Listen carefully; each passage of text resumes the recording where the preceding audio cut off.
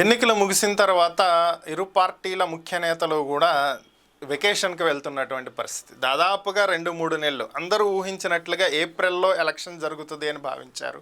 అయితే election commission మేకి అంటే ఒక నెల పాటు ఎలక్షన్ని పోస్ట్ పోన్ చేసినటువంటి నేపథ్యంలో మరొక నెల రోజుల పాటు నాయకులు కష్టపడాల్సినటువంటి పరిస్థితి ఏర్పడింది. ఓవరాల్గా ఈ అంశం కనుక చూసుకున్నట్లయితే ఒక పక్క ఎలక్షన్ అయిపోయిన తర్వాత కోర్టు పర్మిషన్ తోటి ఫ్యామిలీతో జగన్మోహన్ రెడ్డి గారు లండన్ వెళ్ళటం జరిగింది. ఇది మనం చూసాం. చంద్రబాబు గారు పుణ్యక్షేత్రాల పర్యటన చేస్తూ ఏపీలోనే తిరుగుతూ ఉన్నారు నిన్నటిదాకా. ఇక లోకేష్ గారు అయితే ఫ్యామిలీతో పాటు అమెరికా ఆల్రెడీ వెళ్ళిపోయారు.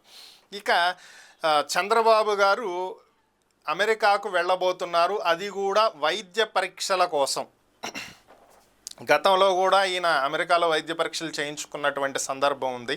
అయితే ఇప్పుడు కూడా వైద్య పరీక్షల కోసం సతీ సమేతంగా ఆయన అమెరికా వెళ్ళబోతున్నారు. ఆల్రెడీ లోకేష్ గారు అమెరికాలో ఉన్నారు, మరి ఈయన కూడా అమెరికా వెళ్ళబోతున్నారు. అంటే ఇరు పార్టీల నేతలు కూడా విదేశాలకు వెళ్ళిపోయినటువంటి పరిస్థితి. Vacation, family vacation. అయితే ఇక్కడ ఇరు పార్టీలు ఒకరినొకరు విమర్శించుకున్నటువంటి పరిస్థితి.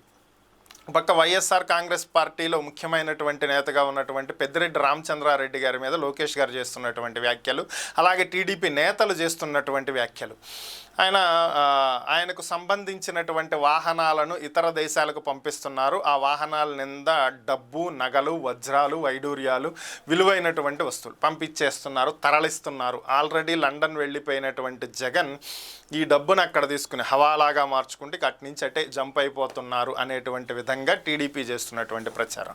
మరి ఆల్రెడీ లోకేష్ గారు అమెరికా వెళ్ళారు, చంద్రబాబు గారు కూడా అమెరికా వెళ్తున్నారు, ఇక్కడ వెళ్ళారు. ఇక అక్కడ చంద్రబాబు గారి పిఏ సడన్గా అక్కడ ప్రత్యక్షం అవటం. ఈ మధ్యకాలంలో ఆయన ఎక్కడ కనిపించలేదు. మరి ఇప్పుడు అక్కడ కనిపించడం ఎందుకు, ఆయన అక్కడ ఏం చేస్తున్నారు, అక్కడ చంద్రబాబు గారిని మీట్ అయ్యి ఏం చేస్తున్నారు?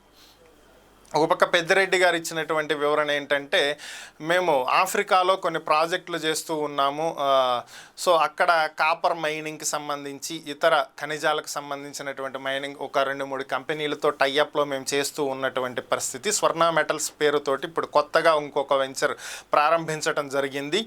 సో ఇక్కడ ఎక్స్కవేషన్కి 100 వెహికల్స్ అవసరమైనటువంటి నేపథ్యంలో ఇక్కడి నుంచి పంపిస్తున్నాము అని చెప్పి ఆయన వివరణ ఇవ్వటం. సో వెహికల్స్ ఇక్కడి నుంచి వెళ్ళటం అంటే ఇద్దరు ఫ్లైట్లో ఆర్ షిప్లో వెళుతూ ఉంటాయి. చీపెస్ట్ కాస్ట్గా షిప్లోనే తీసుకువెళ్తూ ఉంటారు ఎక్కువగా.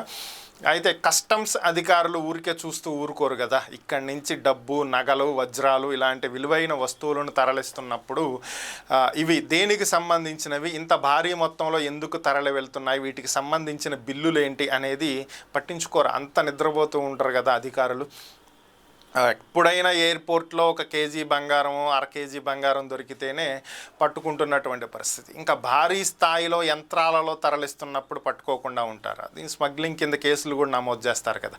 కనీసం ఈ మాత్రం అవగాహన కూడా లేకుండా ఒక పార్టీ నేతలు మరొక పార్టీ నేతల మీద అభియోగాలు చేయటం. ఓవరాల్గా ఏంటంటే ఇక్కడ కార్యకర్తలందరూ కొట్టుకు చస్తుంటే అధినేతలు మాత్రం ఫ్యామిలీలతో ఫారెన్ వెళ్ళి రిలాక్స్ అవుతున్నటువంటి పరిస్థితి. ఈ కార్యకర్తలకి ఎప్పుడు అర్థమవుతుందో ఏమో తెలియదు, కానీ కొట్టుకు చచ్చే కంటే రిజల్ట్ కోసం వెయిట్ చేస్తే ప్రజలు ఏం నిర్ణయించారనేది తెలిసేటువంటి అవకాశం ఉంది.